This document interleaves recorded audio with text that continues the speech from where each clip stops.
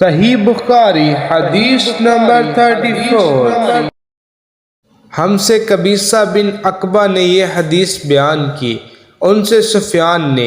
وہ عامش بن عبید اللہ بن مرہ سے نقل کرتے ہیں، وہ مسروق سے، وہ عبداللہ بن عمر رضی اللہ تعالی عنہ سے روایت کرتے ہیں کہ رسول صلی اللہ علیہ وسلم نے فرمایا کہ 4 عادتیں جس کسی میں ہوں تو وہ خالص منافق ہے، اور جس کسی میں ان 4 میں سے ایک عادت ہو تو وہ بھی نفاق ہی ہے جب تک اسے نہ چھوڑ دے۔ وہ ہیں جب اسے امین بنایا جائے تو امانت میں خیانت کرے اور بات کرتے وقت جھوٹ بولے، اور جب کسی سے عہد کرے تو اسے پورا نہ کرے، اور جب کسی سے لڑے